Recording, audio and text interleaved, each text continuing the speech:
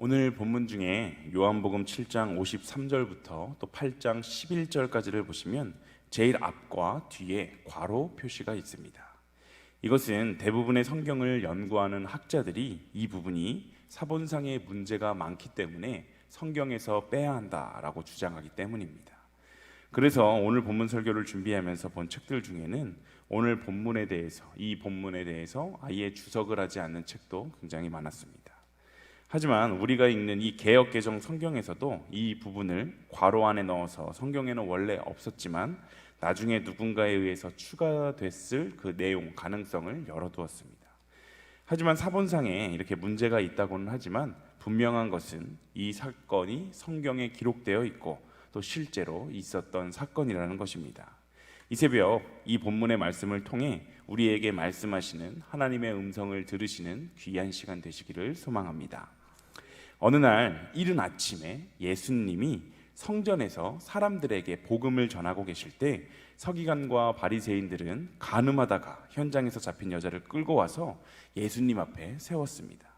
그런데 본문 3절에 보면 음행 중에 잡힌 여자를 끌고 왔다라고 말하고 있지만 아마 추측컨대 그날 새벽에 현장에서 붙잡힌 사람은 아닌 것 같습니다. 만약 아침에 현장에서 잡았다면 그 자리에 함께 있었던 그 남자를 잡아오지 않았던 것이 이상하고, 또 잡자마자 공회로 데려가서 조사나 재판을 받도록 하지 않고 바로 예수님께로 데리고 왔다는 그 사실도 굉장히 이상합니다. 아마도 현장에서 붙잡히긴 했는데 실제로 간음을 했는지 안 했는지 조사받던 여인이거나 아니면 평소에 행실이 바르지 않았는데 예수님을 시험하기 위해서 급하게 붙잡아온 여인으로 추측할 수 있습니다. 어찌됐건 간에 중요한 것은 당시에 그 종교 지도자들이 예수님을 고발할 조건을 찾기 위해서, 즉 예수님을 시험하기 위한 그 목적에서 그 여인을 예수님 앞으로 데리고 왔다는 사실입니다. 그들은 그 여인이 어떤 사람인가, 정말로 그 간음죄를 지었는가 아닌가 이런 것을 확인하는 것에 초점이 있지 않았고 그저 예수님이 율법을 어기도록 만드는 것에 그들의 진짜 목적이 있었기 때문에 간음하다가 그 잡힌 여자를 끌고 와서 예수님께 이렇게 이야기합니다. 5절을 함께 읽어보도록 하겠습니다. 5절입니다. 모세는 율법에 이러한 여자를 돌로 치라 명하였거니와 선생은 어떻게 말하겠나이까. 아멘. 이 간음한 여자를 율법에서는 돌로 치라라고 말한다고 하는데 그들은 예수님께 당신은 어떻게 할 것입니까? 라고 질문합니다. 그런데 이 질문은 순수하게 궁금해서 알고 싶어서 하는 질문이 아니라 예수님을 곤경에 빠뜨리기 위한 그러한 질문이었습니다. 만약에 예수님께서 율법의 규정에 따라서 이 여인을 돌로 쳐서 죽여야 한다라고 대답을 하면 예수님이 가르치셨던 그 원수도 사랑하라 말씀하셨던 그 가르침과 상반된다는 그 사실을 걸고 넘어져서 예수님을 말과 행동이 다른 사람, 또 무자비한 사람으로 이렇게 매도할 생각이었습니다. 또한 로마 황제의 대리인이라고 할 수 있는 그 총독 외에는 누구도 당시에 사형을 이렇게 집행할 권한이 없었는데 당시의 정치적인 상황을 구실로 해서 예수님을 정치범 또는 살인 교사자로 매도할 생각이었습니다. 반대로 예수님이 그 간음한 여인을 처벌하지 말아라 라고 이야기를 하신다면 이때 그들은 하나님께서 주신 그 율법, 너무나도 소중한 율법을 어긴 자로 그렇게 예수님을 정죄하여서 예수님의 평판을 나쁘게 만들 계획이었습니다. 그러나 당시 종교 지도자들의 이러한 계획은 예수님의 지혜로운 답변에 의해서 완전히 무산이 되었는데 우리가 본문 7절도 함께 읽어보겠습니다. 7절입니다.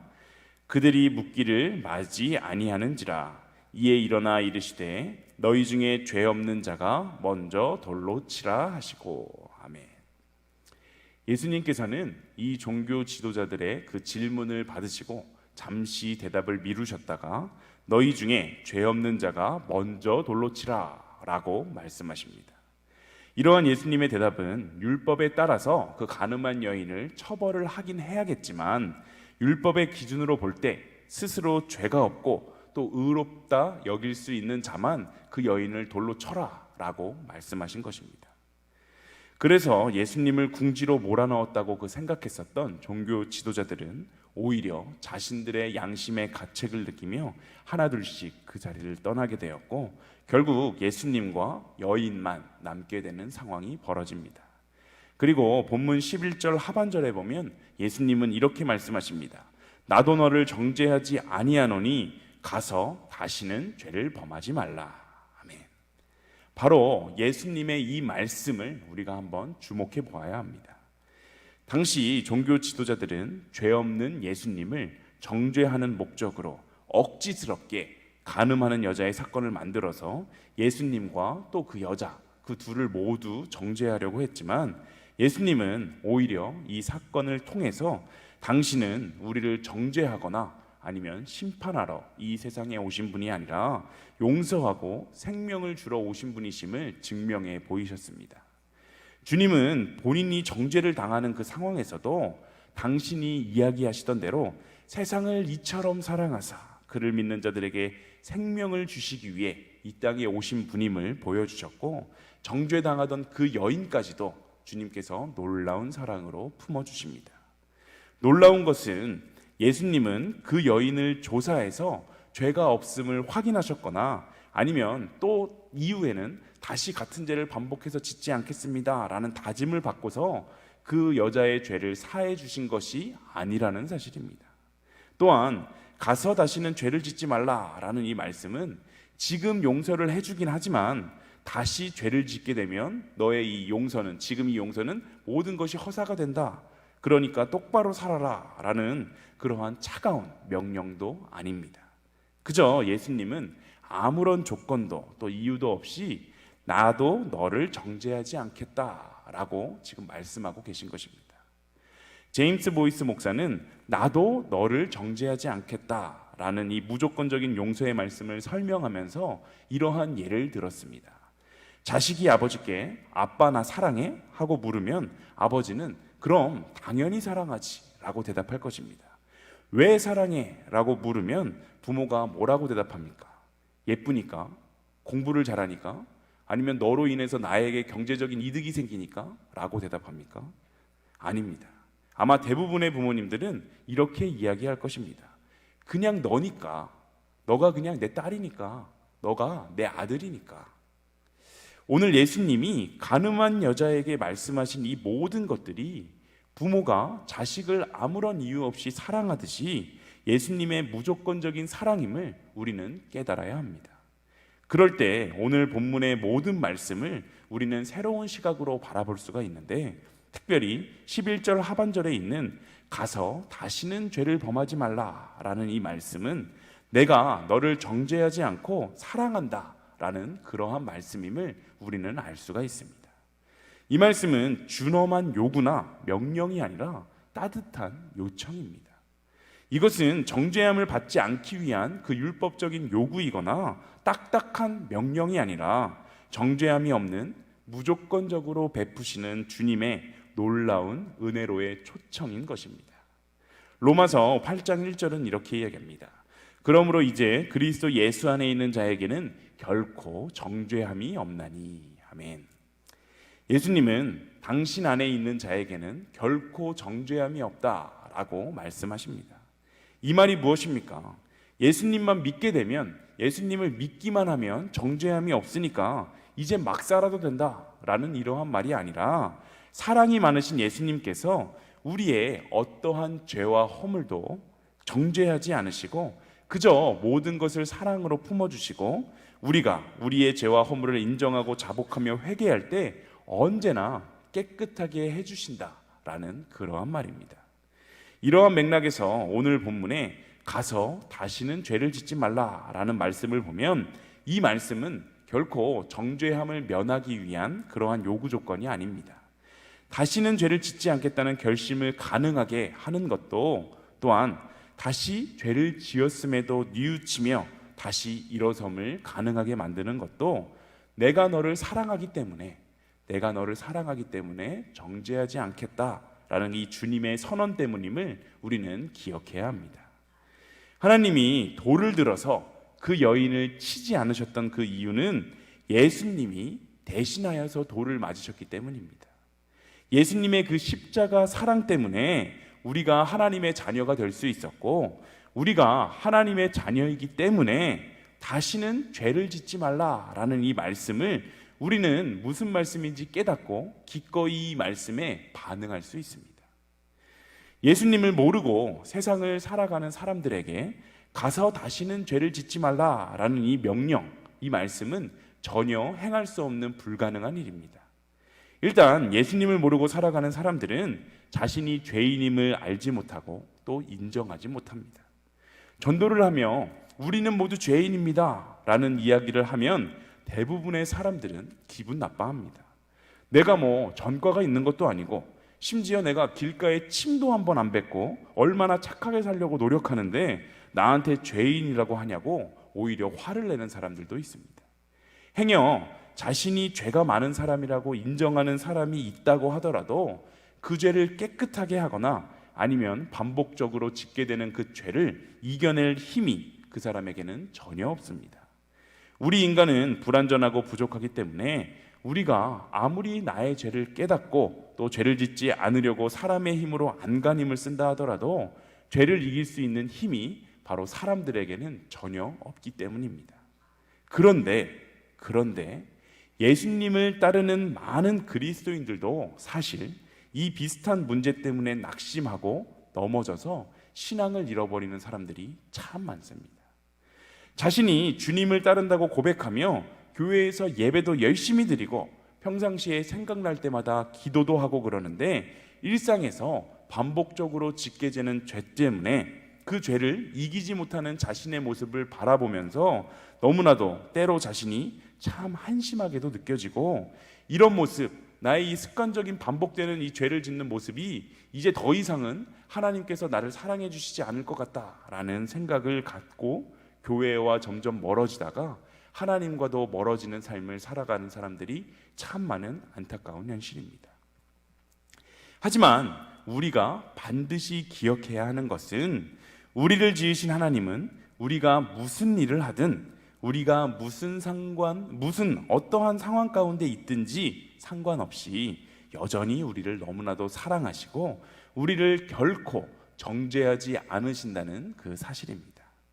하나님을 모르는 자들이 죄를 지으면 정죄, 즉 죄인임이 드러나서 지옥에 가야 한다라는 판결을 받게 되지만, 하나님을 믿고 따르는 그리스도인인 우리가 죄를 지으면 정죄가 아니라 우리에게는 징계만이 있습니다. 정죄와 징계는 전혀 다른 이야기인데, 징계는 하나님이 우리를 너무나도 사랑하시기 때문에 우리가 죄를 깨닫고 다시 당신의 품으로 돌아오시게 만들기 위한 그러한 수단일 뿐입니다. 부모가 자녀가 잘못을 저질렀을 때 징계를 해서라도 바로 올 수 있게, 바른 길로 갈 수 있게 잡아주는 것처럼 하나님 아버지도 우리를 너무나도 사랑하시기 때문에 그렇게 하신다는 것입니다. 오늘 본문 12절도 우리가 함께 읽어보겠습니다. 12절입니다. 예수께서 또 말씀하여 이르시되 나는 세상의 빛이니 나를 따르는 자는 어둠에 다니지 아니하고 생명의 빛을 얻으리라. 아멘. 예수님은 지금 자신을 생명의 빛이다 라고 이야기하고 계십니다. 또 나를 따르는 자는 어둠에 다니지 않고 생명의 빛을 얻을 것이다 말씀하시는데, 즉 빛은 생명을 상징하며 반대로 어둠은 사망을 의미합니다. 예수님이 이 땅에 오신 목적이 죄악의 어둠 속에서 멸망의 길로 달려가고 있던 그 영혼들을 구원하여서 생명을 주시기 위함이었기 때문에 자신을 지금 생명의 빛이다 라고 표현하신 것입니다. 유일하게 하나님의 그 계시인 율법을 받았었던 그 유대인들도 하나님과 그의 뜻을 온전하게 알지 못했습니다. 율법은 하나님과 그 뜻에 대해서 간접적인 지식만을 제공했었기 때문에, 특별히 율법은 그것을 아주 조금만 어겨도 무서운 진노와 심판을 내리시는 엄격한 이미지에 그 하나님만을 부각시켰습니다. 그래서 유대인들도 또 종교 지도자들도 하나님을 무섭고 또 엄중하신 공의의 하나님만 그렇게 알고 있었습니다.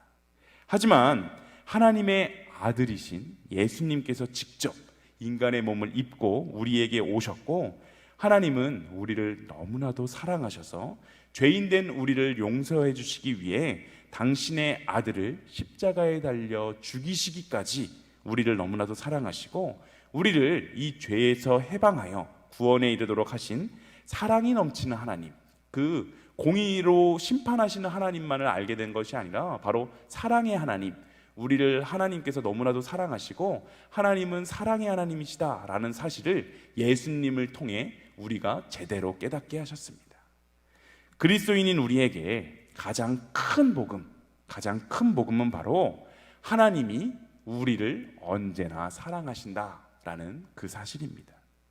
오늘 본문 전체는 또한 나아가서 우리가 읽고 묵상하는 이 성경 전체는 하나님이 우리를 괴롭히시려고 우리가 지키기 너무나도 어려운 다양한 삶의 규범들을 규정해 놓은 그러한 책이 아니라 바로 하나님이 우리를 얼마나 사랑하시는지 그 사랑의 마음이 가득 담긴 것이 바로 우리가 읽고 묵상하는 성경책임을 우리는 기억해야 합니다. 이 사랑의 하나님은 결코 우리를 버리지 않으시고 또 우리를 끊임없이 사랑하시고 당신의 품으로 돌아오게 하려고 끊임없이 노력하십니다. 우리가 일상의 삶에서 여전히 죄인된 모습 때문에 괴로워하고 실망하고 있는 그때에도 우리는 우리를 끊임없이 용서하시고 정죄하지 않으시는 그 예수님의 사랑을 기억해야 합니다. 죄를 범했을지라도 두려워하지 말고 주님의 이름을 의지해서 회개하고 또 주님께서 주시는 참 평안과 안식을 누리며 살아가시는 우리 모든 성도님들이 되셨으면 좋겠습니다. 또한 세상의 빛으로 오신 그 주님은 당신을 믿는 자는 어둠에서 건져주시고 다시는 정죄함이 없다라는 이 복음의 진리를 우리가 굳게 믿고 하나님의 은혜에 늘 감사하며 오늘 하루의 삶을 살아내시는 일신교회 모든 성도님들이 다 되시기를 간절히 소망합니다. 10월 9일 오늘 말씀 선포를 하도록 하겠습니다. 선포입니다. 우리 함께 오른손을 들고 선포하겠습니다. 나는 빛의 자녀다.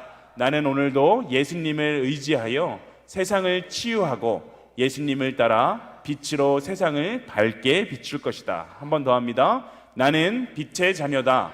나는 오늘도 예수님을 의지하여 세상을 치유하고 예수님을 따라 빛으로 세상을 밝게 비출 것이다. 마지막입니다.